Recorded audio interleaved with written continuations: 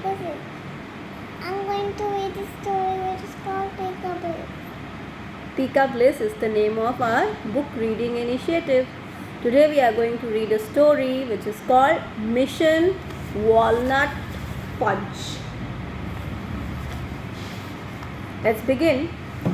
With the arrival of spring, Blue Hill Forest was buzzing with activity.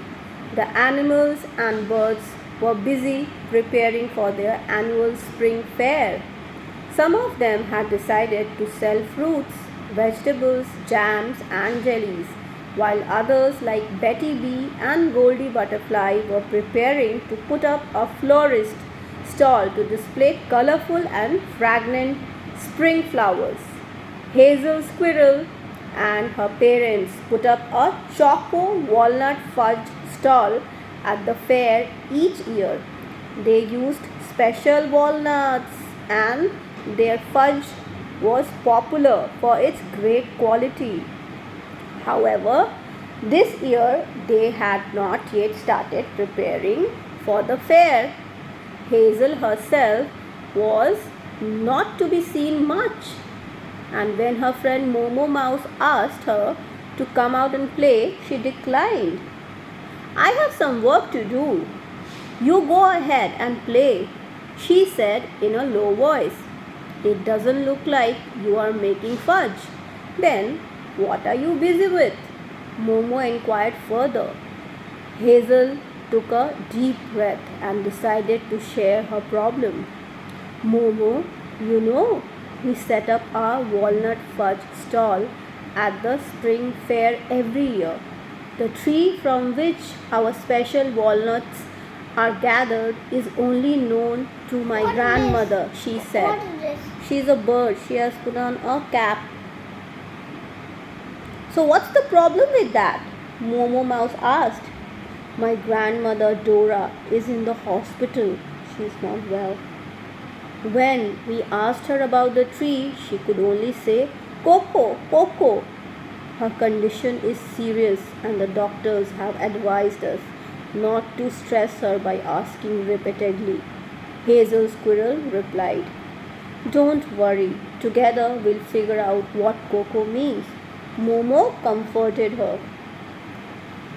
"And I will help you too," their friend Harry Parrot, who had been listening from atop a tree branch, chimed in. She is the parrot, Harry Parrot. "Let's call this Mission Walnut Fudge," said Momo, and the three of them began discussing what Coco could mean. "Could Coco refer to a coconut tree?" Harry said, thinking hard. "Oh yes, I hadn't thought of that," Hazel exclaimed. For the next 2 days, the three friends thoroughly searched around every coconut tree in the forest, but they found no walnut trees. "Don't lose hope. We will come up with another plan," Momo encouraged Hazel.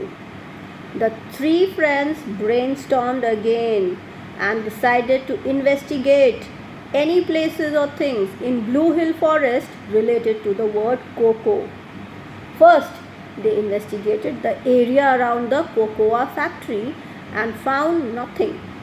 Then, they headed to a hill nearby known as Coco Hill, apparently named after a bear called Coco. This is the Coco bear. By evening, they learned that there were many trees on and around Coco Hill, including a few walnut trees. The spring fair is in 2 days. With such little time, how will we figure out which of those trees is the one Hazel is looking for? Momo asked, sounding uncertain. "I just saw a house nearby, and the signboard outside says Coco Bear. Shall we go and speak to him? If the hill is named after him, he might know the area well," Harry Parrot squawked excitedly. Hazel's tail quivered with new hope, and the three of them walked to Coco Bear's house. Coco Bear was very kind and poured out honey, lemonade for the tired children to drink. He listened to their story and told them that he knew Grandma Dora Squirrel and all about her special walnut fudge. I have often seen Grandma Dora wandering around a certain patch of walnut trees near my house, and I have watched her leave with her bags full of walnuts, recollected What's cocoa, this? and led the children What's to this, the area. Mama? Oh, these are balloons. It's a fair. The balloons. Wow. With renewed excitement, Hazel and her friends began climbing each walnut tree to check. After finding nothing familiar on two trees, suddenly Hazel shouted, "Found them! I found Grandma's special walnuts. The walnuts on this tree are the same ones that we use to make our fudge every year." "How can you be so sure?" asked Harry Parrot, flying over to the branch she was on. "Yes, do they have a particular taste?" Momo asked from atop another walnut tree nearby.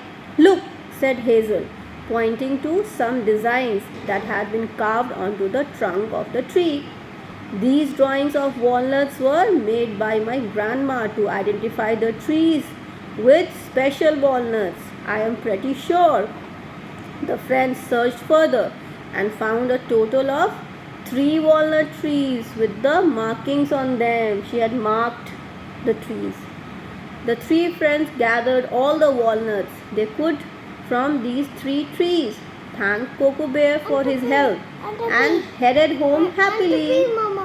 Their mission walnut had been a success. Give me a high five. Auntie P. Let's go. Auntie P outside. Okay.